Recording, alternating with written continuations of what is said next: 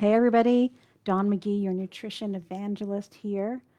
I have heard a lot of women talking about this year, that they're at their wits' end. They just don't want to do this anymore. That the kids at home with the remote schooling and trying to work or run a business or keep a healthy household or keep some sanity or all of the above, it's just too much.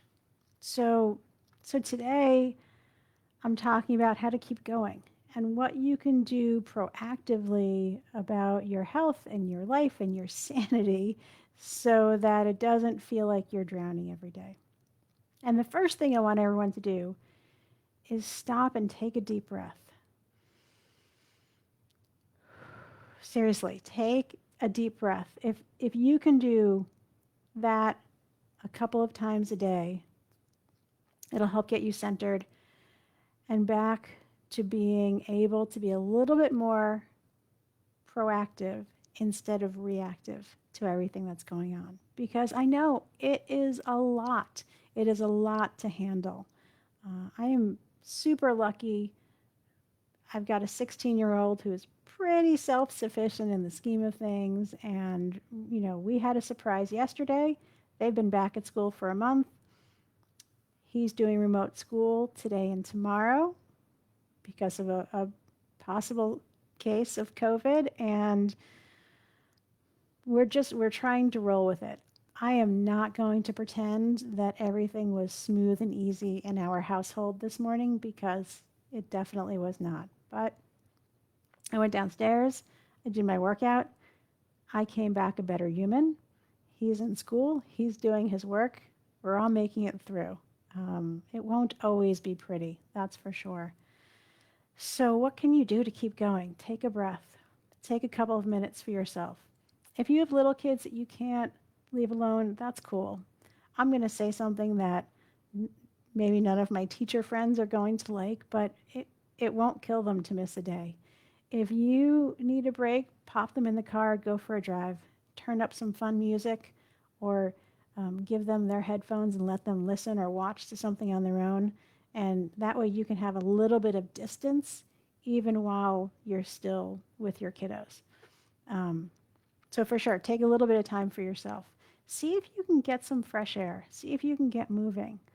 Uh, I drag my kiddo out for a walk most afternoons at 5:30. I need to punctuate the end of my day by stepping away from my screen. Otherwise, I can find myself here until 7 or 8 o'clock at night. It's terrible.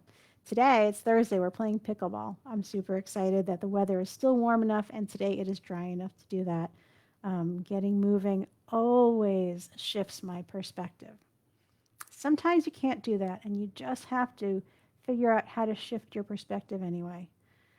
Lock yourself in the bathroom, take a step outside, whatever you need to do for a couple of minutes to just gain some space and gain some perspective. I promise this will not last forever. You can say that, you can take that to the bank. This too shall pass. So remember that also, and ask for help. That's my last tip for today. I know that a lot of us, we're so used to being self-sufficient, we're used to being in charge of things, we're used to things running smoothly the way we want to. We plan the school activities, we plan the play dates, we plan our meals, we plan our workouts. We've got it all under control. Well, this is different. It's okay to not have this all under control. Ask for some help. Call a friend, call a mentor, call one of your kids, friends, parents, see if there's some way to um, divide and conquer, do stuff together.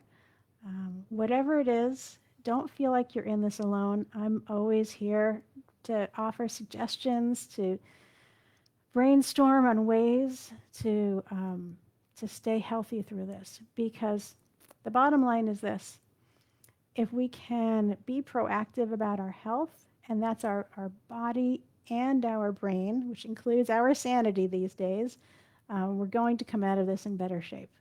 So, whatever you need to do, know that this is just a moment in time. Do what you need to do to take care of yourself for this moment. Let's focus on some healthy habits for you and your family. And remember, tomorrow is another day, another opportunity. So until next week, what I always hope for you is that you live a life you love without being hungry, feeling deprived, or giving up your glass of wine with dinner.